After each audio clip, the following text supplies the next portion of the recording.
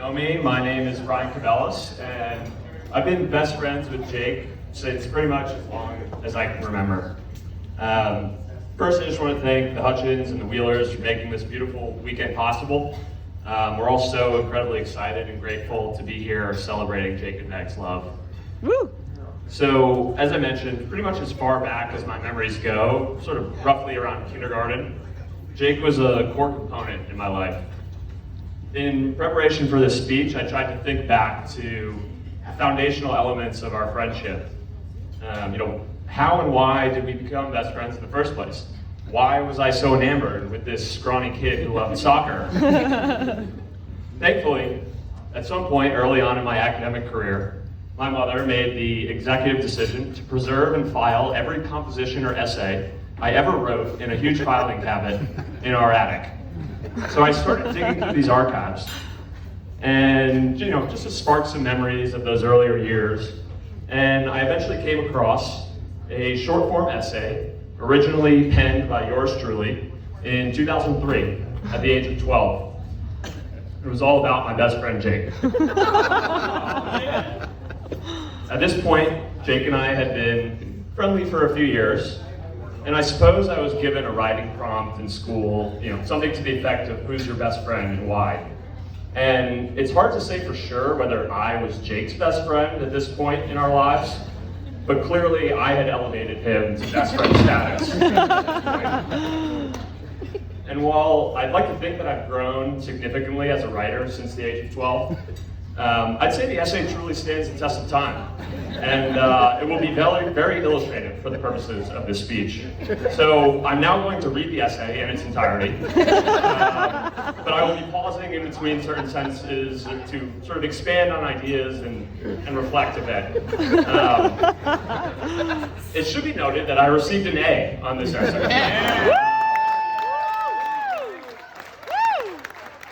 As well as an exclamatory, well done, in red ink. But I digress, and I quote, "My best friend Jake is a great person." End quote.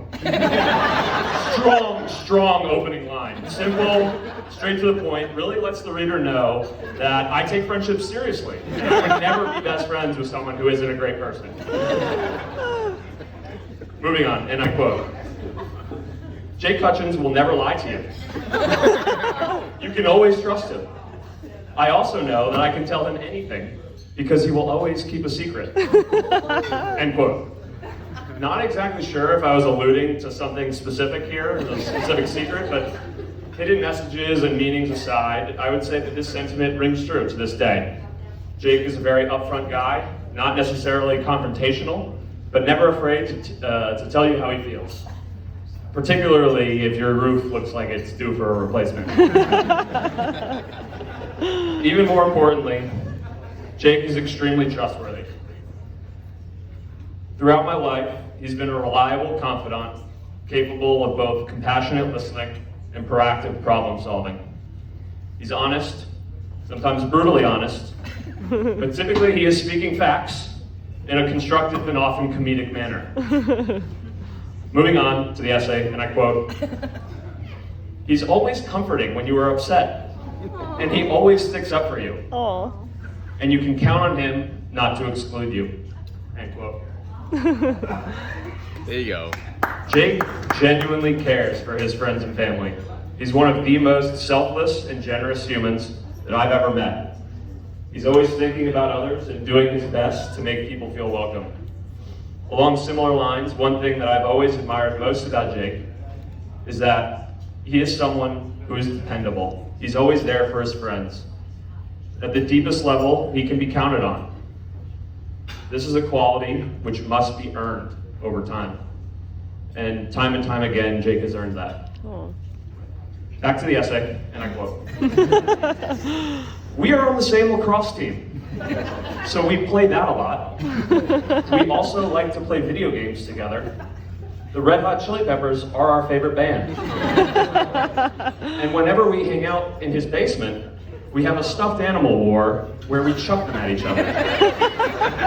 Then we play lacrosse, end quote. Okay, so admittedly not my best paragraph. Little repetitive towards the end there. But I think you get the general idea. You know, we had several common interests that brought us closer together. And clearly we had some creative synergies when it came to inventing basement-based plush toy style war games. But moving on, and I quote, "We don't really have a lot of differences, but he does love soccer and I don't. I think sometimes we also think differently when we are deciding what to do," end quote.